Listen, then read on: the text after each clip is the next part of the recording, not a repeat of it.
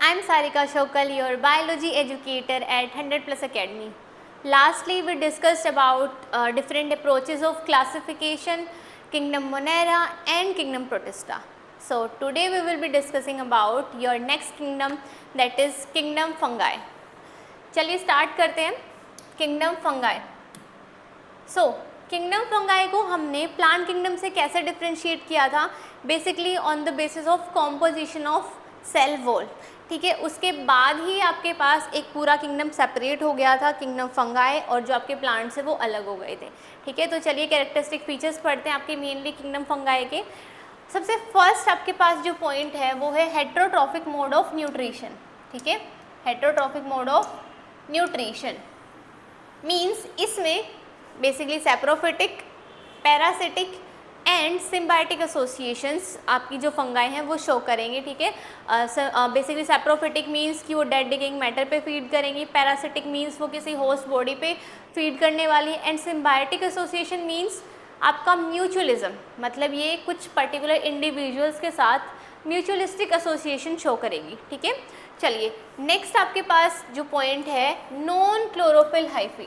सबसे पहले देखो आपके पास, आपने लोअर क्लासेस में कुछ इस टाइप का कोई डायग्राम ज़रूर देखा होगा जिसमें आपकी जो फंगाई हैं वो कुछ इस टाइप से एक स्ट्रक्चर बना रही हैं. ठीक है, तो ये जो ब्रांच लाइक स्ट्रक्चर्स हैं इन्हीं को हमने क्या बोला है, हाइफी या हाइफी. ठीक है, और इसके ही आउटर में ये जो बॉल लाइक स्ट्रक्चर है, स्फेरिकल जो बॉडी है, इसको बोलते हैं हम लोग फ्रूटिंग बॉडी और स्पोरेंजियम. और क्या बोलते हैं, स्पोरेंजियम. ठीक है, तो बेसिकली ये ब्रांच लाइक स्ट्रक्चर्स हैं, ये क्या होते हैं, नॉन क्लोरोफिल्स. मतलब इसमें क्या है, क्लोरोफिल है ही नहीं. जैसे प्लांट्स जो होते हैं उनमें क्या होता है, ग्रीन कलर का पिगमेंट होता है बेसिकली, जिसको क्या बोलते हैं हम लोग, क्लोरोफिल. तो क्लोरोफिल आपका फंगाई जो किंगडम है उसमें प्रेजेंट नहीं रहेगा. ठीक है, और उससे इम्पॉर्टेंट चीज़ देखो, ये जो आपके पास हाइफी का नेटवर्क है इसको हम क्या बोलेंगे, मेनली माइसीलियम. ठीक है, network of hyphae is called mycelium. ठीक है, अच्छा अब देखो ये आपके पास ये हाइफे है, मैं यहाँ बनाती हूँ. आपके पास दो टाइप के हाइफे. ठीक है, एक हाइफ देखो इसमें भी ऐसे न्यूक्लियस है, और यहाँ आपके पास क्या है, सेप्टम प्रेजेंट है. मतलब पार्टीशन है कि ये एक सेल है फिर दूसरा सेल है, और दूसरी आपके पास कंडीशन है कुछ इस टाइप से. ठीक है, जिसमें आपके पास कोई भी सेप्टम प्रेजेंट नहीं है, यानी जो आपका जो प्रोटोप्लाज्म है उसके अंदर आपके जो न्यूक्लियस वो डायरेक्टली क्या कर रहे हैं, फ्लोट कर रहे हैं. ठीक है, उनको कंट्रोल करने के लिए आपके पास कोई भी पार्टीशन या कोई बाउंड्री प्रेजेंट नहीं है. इस टाइप का जो माइसीलियम है उस माइसीलियम को हम बोलते हैं सिनोसिटिक हाइफे और सिनोसिटिक माइसीलियम, जिसमें क्या होती है आपकी multi nucleate cytoplasm. Got it. चलिए सेल वॉल की कॉम्पोजिशन मेनली आपकी किस चीज़ की बनी है, काइटिन की और डिफरेंट टाइप की शुगर्स. ठीक है, हैबिटेट बेसिकली कॉस्मोपॉलिटन है, ये हर जगह सर्वाइव कर सकते हैं, बट आपके पास कंडीशन क्या होनी चाहिए, मेनली वार्म एंड ह्यूमिड. ठीक है, वार्म और ह्यूमिड प्लेसेस में आपकी जो फंगाई हैं वो एक्सपोनेंशियली ग्रो करने वाली हैं. ठीक है, चलिए मोड ऑफ न्यूट्रिशन हमने देख लिया था, बट येस एग्जाम्पल आपने नहीं देखे थे, पक्सीनिया. ठीक है, ये आपकी वीट रस्ट डिजीज़ कॉज करती है. पेनिसिलियम एंटीबायोटिक प्रोडक्शन, जो फर्स्ट आपकी जो एंटीबायोटिक बनी थी वो एक फंगाई से बनी थी, पेनिसिलियम. ठीक है, आपकी जो एंटीबायोटिक थी पेनिसिलिन. और उसके बाद आपके पास सबसे कॉमन एग्जांपल आता है यीस्ट, जो कि एक क्या है, यूनिसेलुलर फंगी. इस पॉइंट को अच्छे से आप हाईलाइट कर लेंगे, यहाँ से बहुत बार क्वेश्चन बनता है नीट के अंदर. ठीक है, कि यूनिसेलुलर फंगाई का एग्जाम्पल क्या है. ठीक है, वहाँ पे डिफरेंट आपके पास एग्जाम्पल्स गिवन होंगे, उसमें से एक ऑप्शन आपका यीस्ट भी होगा. चलिए लास्टली हम देखते हैं जो किंगडम फंगाई है उसमें रिप्रोडक्शन किस तरीके से होता है. तो रिप्रोडक्शन आपका मेनली 3 तरीके से हो सकता है. एक आपके वेजिटेटिव मोड ऑफ रिप्रोडक्शन, जिसमें मेनली आप बोलेंगे फ्रेगमेंटेशन, बडिंग. ठीक है, और आपका एसेक्सुअल रिप्रोडक्शन हो सकता है. ठीक है, एसेक्सुअल रिप्रोडक्शन में आपके जो स्पोर्स है वो कौन से बनेंगे, कोनिडिया. ठीक है, स्पोरेंजियोस्पोर्स या फिर जूस्पोर्स. और सेक्सुअल रिप्रोडक्शन में भी आपके स्पोर्स बनते हैं, basically oospores, ascospores and basidiospores. ठीक है, ये जो एस्कोस्पोर्स और बेसिडियोस्पोर्स हैं ये उस क्लास के पर्टिकुलर स्पोर्स हैं, इसीलिए इनको एज सच हमने नेम दे दिया है. ठीक है, तो फ्रेगमेंटेशन, फिजन एंड बडिंग ये आपके vegetative, conidia, sporangiospores and zoospores mainly आपके एसेक्सुअल, एंड ऊस्पोर्स और एस्कोस्पोर्स और बेसिडोस्पोर्स ये आपके क्या हो जाएंगे, सेक्सुअल स्पोर्स। चलिए अब हम डिटेल में पढ़ते हैं sexual cycle of kingdom fungi. देखो जो सेक्सुअल साइकिल है वो बहुत ही सिंपल है, बट उसमें सिर्फ एक स्टेप बहुत इंपॉर्टेंट है। चलो पहले स्टेप्स देख लेते हैं। Plasmogamy, plasmogamy means fusion of protoplasm, ठीक है। और प्रोटोप्लाज्म आपका क्या होता है, living content of cell, living content of cell, यानी साइटोप्लाज्म के साथ साथ उनकी मेम्ब्रेन्स भी फ्यूज करेंगी, ठीक है। तो उसको हमने क्या बोला, प्रोटोप्लाज्म यानी प्लाज्मोगैमी। उसके बाद आपके पास क्या आता है, कैरियोगैमी, यानी फिर आपके जो न्यूक्लियस हैं वो फ्यूज करेंगे, ठीक है। जब भी आप ये वर्ड देखेंगे कैरियोगैमी या कैरियोन, तो आपको समझ जाना है कि वहाँ किसकी बात हो रही है, न्यूक्लियस की, ठीक है, बेसिकली न्यूक्लियस। देन आपके पास क्या बनता है, फ्यूजन के बाद जाइगोट बनता है, ठीक है। जाइगोट में फिर क्या होता है आपका मियोसिस, जिसमें आपके जो नंबर ऑफ क्रोमोसोम है वो क्या हो जाएंगे, बेसिकली हाफ, ठीक है। बट कैरियोगैमी और प्लाज्मोगैमी, ठीक है, फर्स्ट स्टेप और जो सेकंड स्टेप है इसके बीच में आपके पास एक और इम्पॉर्टेंट स्टेप आता है जो मैं बोल रही थी कि इम्पॉर्टेंट है इस पूरी साइकिल में, वो है आपका बेसिकली डाइकैरियोफेज, ठीक है। ये एक ऐसी कंडीशन होती है जिसमें सिंगल जो सेल है उसमें आपके पास 2 न्यूक्लिएट कंडीशन आती है, ठीक है। इसीलिए इसको क्या बोला जाता है, di means 2, karyotic means nucleus, and phase यानी सिंगल सेल बट 2 न्यूक्लियस, ठीक है, यानी 2 न्यूक्लियस पर सेल। इस सिचुएशन को या इस कंडीशन को हम क्या बोलते हैं, कैरियोफेज, डाइकैरियोफेज। और ये आपको मेनली कौन सी जो क्लासेज है फंगाई की उसमें देखने को मिलता है, ascomycetes and basidiomycetes. Got it. चलिए डायग्राम की हेल्प से देखते हैं। सी एसेक्सुअल जो आपके पास रिप्रोडक्शन है वो बहुत सिंपल है। इसमें बेसिकली क्या होता है, स्पोर प्रोड्यूसिंग स्ट्रक्चर, यानी जो हमने पीछे डायग्राम में बनाया था फ्रूटिंग बॉडी, ठीक है, कुछ इस टाइप से आपकी ये क्या है, एक स्पोरेंजियम है या फ्रूटिंग बॉडी है जो एक टाइम पे बर्स्ट होगी और आपके जो स्पोर्स हैं वो डिस्पर्स हो जाएंगे एयर करंट के हेल्प से और बेसिकली वो जर्मिनेट कर जाएंगे। फिर वो माइसीलियम बना लेंगे हाइफी से, देन फिर वापस से वो आपके क्या बनाएंगे, स्पोर्स बना लेंगे स्पोरेंजियम के अंदर, ठीक है, फ्रूटिंग बॉडी के अंदर। तो एसेक्सुअल साइकिल बहुत सिंपल है। उसके ऑपोजिट देखो sexual cycle, sexual reproduction, mycelium है उनमें क्या स्टार्ट हुआ होगा आपका, प्लाज्मोगैमी, ठीक है। प्लाज्मोगैमी मतलब जो आपका जो सेलुलर कंटेंट है वो क्या करेगा, एक दूसरे के साथ फ्यूज़ कर जाएगा। अभी न्यूक्लियस ने फ्यूज़ नहीं किया है, उससे पहले आपके पास बीच में कौन सी स्टेज आएगी, डाइकैरियोटिक स्टेज,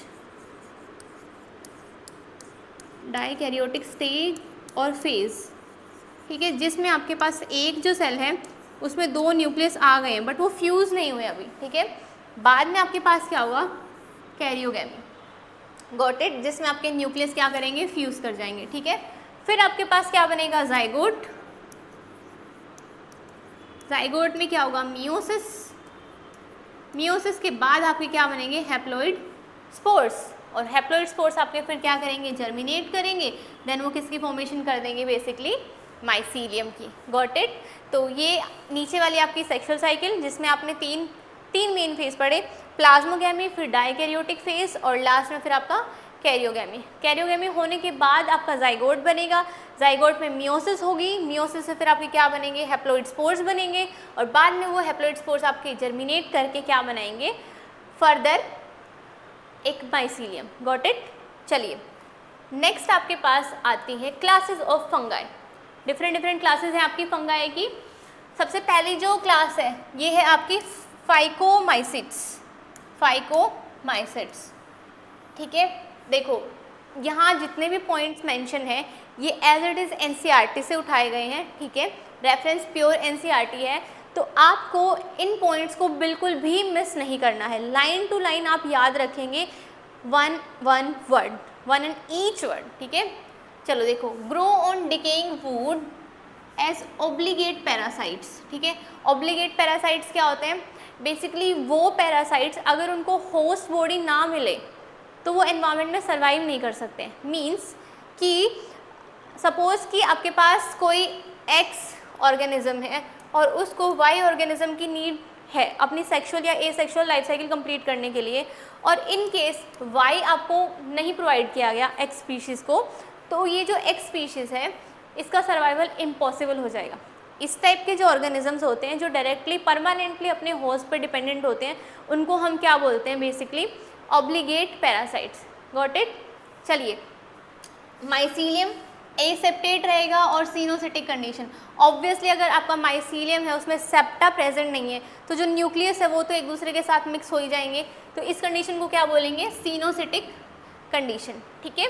स्पोर्स आपके कहाँ प्रोड्यूस होंगे? स्पोरेंजियम में। वही एसेक्सुअल रिप्रोडक्शन आपका जूस्पोर्स या फिर एप्लेनोस्पोर्स, ये नई टर्म, नया स्पोर का नाम आया जो कि सिर्फ और सिर्फ कहाँ है? फाइकोमाइसिट्स, ठीक है। याद रखेंगे, जहाँ अलग चीज़ आएगी वहाँ मैं आपको वैसे ही मार्क करके बता दूँगी। चलो, zygospores, one more new spore, ठीक है। जाइगोस्पोर ये कैसे बनेंगे? फ्यूजन ऑफ गैमीट्स, ठीक है। वही आपकी फिर वो प्रोसेस फॉलो होगी, प्लाज्मोगैमी, फिर डाइकैरियोफेज, फिर कैरियोगैमी। चलो, एग्जाम्पल बहुत इंपॉर्टेंट है, एग्जाम्पल से मैच द फॉलोइंग में क्वेश्चन आते हैं। देखो, राइजोपस, एल्ब्यूगो, म्यूकर, इसको आप कैसे याद रखेंगे? रैम या राम, ठीक है। Rhizopus, Albugo and Mucor. Got it? सबसे आसान है ये क्लास याद करनी, क्योंकि इसमें दो ही कंडीशन आपको याद रखनी है कि एक तो माइसीलियम आपका क्या है? एसेप्टेट है। एसेप्टेट है तो सिनोसिटिक होगा फॉर श्योर, उसके अलावा सिर्फ स्पोर्स, ठीक है। एग्जाम्पल्स तो ऑब्वियसली सबको याद रखने ही है। बायो की बुक में जितने भी एग्जाम्पल आपको टिप्स पे होने चाहिए, चाहे वो किंगडम प्रोटिस्टा के हों, प्लांट किंगडम के हों या फंगाई के हों, ठीक है। चलो, नेक्स्ट आपके पास आती है क्लास एस्कोमाइसिट्स। इनको बोलते हैं हम लोग सैक फंगाई, ठीक है। क्या बोलते हैं? Sac fungi. इसके बाद जो भी क्लासेस आएंगी सब में आपको एक चीज़ ये फिक्स याद रखनी है कि जो माइसीलियम है वो सेप्टेट होगा, ठीक है। माइसीलियम सेप्टेट है तो नो सिनोसिटिक कंडीशन, तो एक ही आपको अलग याद रखना है, वो फाइकोमाइसिट्स था, ठीक है। चलो, सेप्रोफिटिक है, डीकम्पोजर्स है, पैरासिटिक है। यहाँ आपके लिए एक नई टर्म आती है, देखो इसको मैं अलग कलर से हाईलाइट कर रही हूँ, कोप्रोफाइलस, ठीक है। कोप्रोफाइलस ये क्या होते हैं? जो डंग पे ग्रो करते हैं, ठीक है। काउ डंग है उस पर जो ग्रो करने वाली फंगाई है उसको हम क्या बोलेंगे? स्पेसिफिकली कोप्रोफाइलस। चलो, नेक्स्ट जो लाइन थी वो मैंने आपको ऑलरेडी बता दी थी, जो माइसीलियम है वो क्या है? ब्रांच है एंड सेप्टेट है, ठीक है। चलो, एसेक्सुअल स्पोर्स कौन से होंगे आपके? कोनिडिया, जो कहाँ बनेंगे? देखो, फ्रूटिंग बॉडी या स्पोरेंजियम, बट इस क्लास के लिए हम स्पेसिफिकली क्या बोल देंगे? कोनिडियोफोर्स, ठीक है। ऐसे ही सेक्सुअल जो आपके स्पोर्स हैं वो क्या होंगे? एस्कोस्पोर्स, क्योंकि एस्कोमाइसिट्स हैं, ठीक है। वहाँ आपको पहले नाम याद नहीं हो रहे होंगे तो, बट अब आप एक क्लास के साथ तो याद रख सकते हैं ना। एस्कोमाइसिट्स है तो स्पोर कैसे होंगे? एस्कोस्पोर्स, ठीक है। और यहाँ की जो फ्रूटिंग बॉडी है, ये वाली जो स्ट्रक्चर है, ठीक है, ये आपका क्या हो जाएगा? एस्कोकार्प। Hopefully clear. चलो देखो, इसके एग्जाम्पल बहुत सारे हैं, Aspergillus niger, Neurospora, Saccharomyces, Claviceps, morels and truffles. देखो इतने सारे एग्जाम्पल्स हैं। पहले तो आपको एक याद रखना है कि न्यूरोस्पोरा ये आपकी जेनेटिक्स में बहुत बहुत यूज़ की जाती है, ठीक है। जितनी आपके जो जेनेटिक वर्क होते हैं, रिसर्च होते हैं, वो यहाँ से हम लोग कर सकते हैं न्यूरोस्पोरा। तो इसके लिए हम यूज़ कर सकते हैं एम्प्टी कैंस, ठीक है। ये वो वाला एम्प्टी नहीं है, बट यस हम प्रोनाउंस और दिमाग में सोचेंगे यही एम्प्टी कैंस, ठीक है, खाली कैंस, बट लिखेंगे कैसे? एम्प्टी। एम से मोरेल्स, टी से ट्रफल्स, सी से क्लेविसेप्स, ए से aspergillus, N neurospora and S saccharomyces. Your unicellular fungi means yeast, ठीक है, यीस्ट। सैक्रोमाइसिस जो है वो आपका साइंटिफिक नेम है किसके लिए? यीस्ट के लिए। Got it? तो इसको आप अच्छे से याद रखेंगे, एस्कोमाइसिट्स। चलिए नेक्स्ट आपके पास क्लास आती है बेसिडियोमाइसिट्स, ठीक है। इसमें भी आपको यही याद रखना है कि माइसीलियम सेप्टेट है, ब्रांच है। जनरली एसेक्सुअल स्पोर्स आपके होते ही नहीं हैं, ठीक है। वेजिटेटिव रिप्रोडक्शन होगा वो कैसे होगा? फ्रेगमेंटेशन से, और सेक्स ऑर्गन भी इनमें एब्सेंट होते हैं। इसके सारे जो की फीचर्स हैं, वो आपको बहुत अच्छे से याद करने हैं, ठीक है, क्योंकि यहाँ से क्वेश्चन आता है। देखो सेक्स ऑर्गन नहीं है बट प्लाज्मोगैमी होती है, ठीक है। ए सेक्सुअल स्पोर्स नहीं बनते बट वेजिटेटिव रिप्रोडक्शन होता है by fragmentation. Clear. Sexual reproduction में क्या होगा, वेजिटेटिव या फिर जो सोमैटिक सेल्स हैं वो क्या बनाएंगे, आपका बेसिडियम, ठीक है, बेसिडियम फ्यूज़ करेंगे।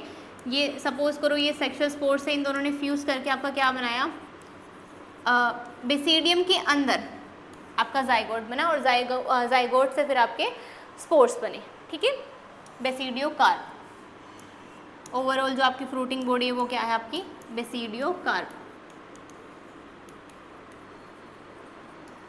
ठीक है। ऑब्वियसली देखो बेसिडियम प्रोड्यूसेस 4 बेसिडियो स्पोर्स। अब बेसिडियो स्पोर्स बोलो या सिंपल जो स्पोर्स हैं हैप्लॉइड स्पोर्स वो बोलो, दोनों सेम ही बात है, ठीक है, मियोसिस के बाद बनेंगे। चलो इसके भी एग्जांपल्स, अगैरिकस, स्टेलिगो या स्टीलागो और पक्सीनिया, ठीक है, ये आपके 3 एग्जाम्पल हैं। इसको कैसे याद करोगे, AUP ऐसे याद कर सकते हो, AUP, ठीक है। चलो नेक्स्ट आपके पास आता है ड्यूट्रोमाइसिट्स, ठीक है। ड्यूट्रोमाइसिट्स का एक स्पेसिफिक नेम है जिसको बोलते हैं फंगाई इम्परफेक्टाई। इनको फंगाई इम्परफेक्टाई इसलिए बोलते हैं क्योंकि इनके अंदर एक परफेक्ट सेक्सुअल स्टेज होती ही नहीं है, ठीक है, there is no sexual stage, ठीक है, समझ में आ गया, नॉट नोन फॉर देम। और अगर कभी होगी तो या तो उनको एस्कोमाइसिट्स में ट्रांसफ़र कर देंगे या तो बेसिडियोमाइसिट्स में, ठीक है, याद रखना। माइसीलियम इनमें भी सेप्टेट और ब्रांच होता है, सेप्रोफिटिक, पैरासिटिक और डिकम्पोजर्स। इसके एग्जाम्पल याद कर लेना आप लोग कैट से, Colletotrichum, Alternaria and trichoderma polysporum, ठीक है।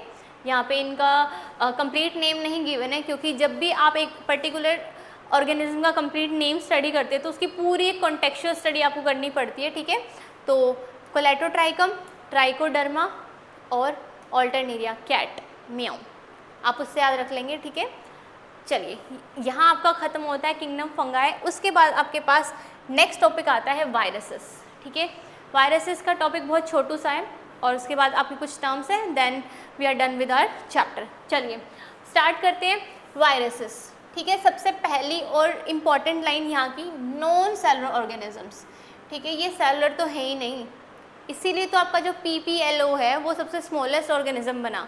अगर वायरस लिविंग होते तो ये टाइटल किसके पास जाता, वायरसेस के पास, ठीक है, क्योंकि अगर वो सेल हैं इनका साइज़ तो PPLO से भी बहुत छोटा होता है, PPLO आपका स्मॉलेस्ट है, ठीक है, उससे भी छोटे आपके क्या है वायरसेस, बट ये लिविंग नहीं है इसलिए इनको हम स्मॉलेस्ट सेल नहीं बोलेंगे, इनको होस्ट बॉडी चाहिए, ठीक है। ये क्या करते हैं, take over the machinery of host cell on entering it and become living but as they have inert crystalline structure, ठीक है, उस क्रिस्टलाइन स्ट्रक्चर की वजह से ये कैसे दिखते हैं आपको, नॉन लिविंग, ठीक है। एक जो वायरस का जो स्ट्रक्चर है, ठीक है, उसमें आपको सिर्फ 2 ही चीज़ मिलेंगी, एक प्रोटीन कोट और साथ में एक जेनेटिक मटेरियल। अब जेनेटिक मटेरियल आपका वेरी कर सकता है, ठीक है। चलो ये तो हम आगे डिटेल में पढ़ लेंगे, पहले यहाँ के मिसलेनियस पॉइंट पढ़ लेते हैं।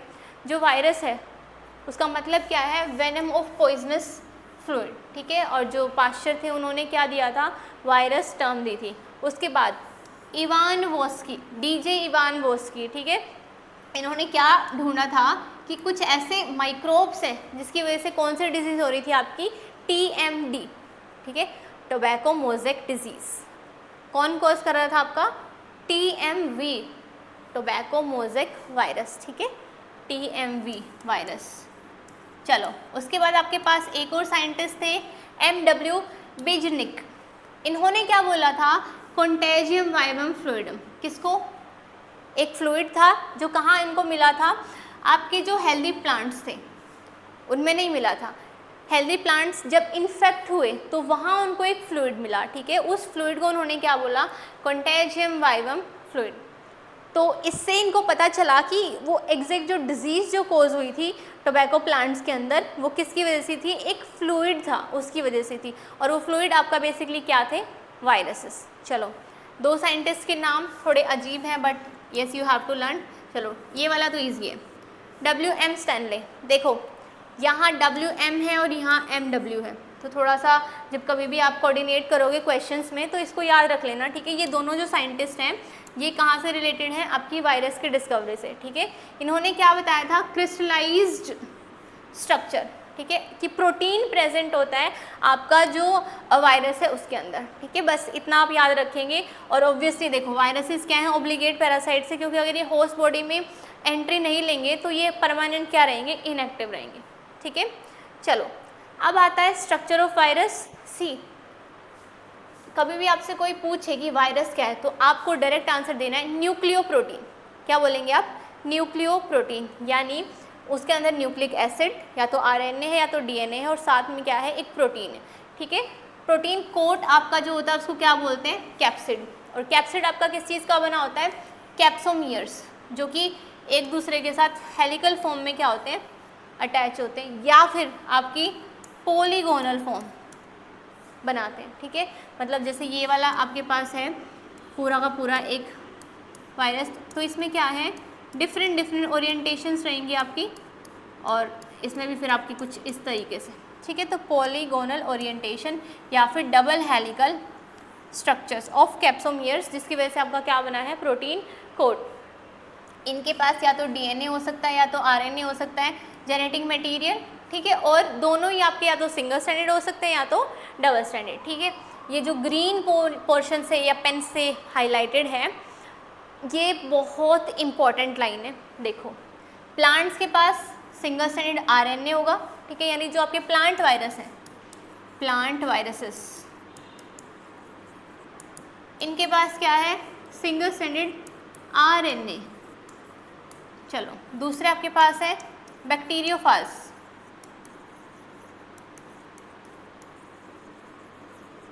इनके पास क्या है, double stranded DNA, double stranded DNA। और आपके एनिमल्स हैं तो ऑब्वियसली बहुत एडवांस्ड है, तो उनके पास RNA भी हो सकता है, DNA भी हो सकता है, और सिंगल स्ट्रैंडेड भी हो सकता है या फिर डबल स्ट्रैंडेड भी हो सकता है, ठीक है। दोनों ही चीज़ आपकी क्या है, पॉसिबल है। समझ में आ गया। तो वायरसेस आपके मेनली क्या है, न्यूक्लियोप्रोटीन्स, जिनके पास न्यूक्लिक एसिड मींस RNA और DNA कोई जेनेटिक मटेरियल है, और साथ में आपके पास एक प्रोटीन कोट है जिसको हम क्या बोल रहे हैं, कैप्सिड। क्लियर। चलिए अब उसी से रिलेटेड एक और टर्म आती है, वायरोइड्स, ठीक है। जो वायरोइड्स हैं ये इन्फेक्शियस एजेंट होते हैं जिसमें सिर्फ क्या होता है आपके पास, RNA। वायरस में क्या था, न्यूक्लियोप्रोटीन, ये सिर्फ क्या है, न्यूक्लियो, मतलब याद रखने के लिए प्रोटीन नहीं है, ठीक है। तो लैक्स प्रोटीन कोट, बहुत ही कम मॉलिक्यूलर वेट होता है, और ये क्या कोज करते हैं, ये इंपॉर्टेंट है, पोटैटो स्पिंडल ट्यूबर डिजीज़, ठीक है। T.O. डीनर ने आपके डिस्कवर किए थे वायरोइड्स, ठीक है। वायरोइड्स आपके डिफरेंट टाइप के हो सकते हैं, रोड शेप हो सकते हैं, ब्रांच हो सकते हैं, और रोड शेप और ब्रांच का हाइब्रिड भी हो सकते हैं, जिसको हम लोग हाइब्रिड वायरोइड्स ही बोलते हैं, ठीक है। आपको डिजीज़ याद रखनी है, डिस्कवरी याद रखनी है, और स्ट्रक्चर कि इनके पास प्रोटीन कोट नहीं होता है। Got it.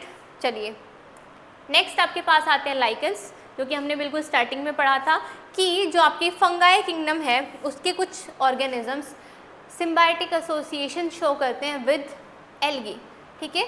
तो उन्हीं को हम क्या बोलते हैं, लाइकेंस, ठीक है। Symbiotic association between algal component, जिसको हम क्या बोलेंगे, फाइकोबाइंट, ठीक है। और जो फंगल कंपोनेंट है उसको बोलेंगे माइकोबाइंट। एल्गी आपका क्या करेगी, फूड प्रोवाइड कराएगी, और जो फंगाई है वो शेल्टर प्रोवाइड कराएगी और न्यूट्रिएंट्स और वाटर को एब्जॉर्ब करेगी, किसके लिए, एल्गी के लिए, ठीक है।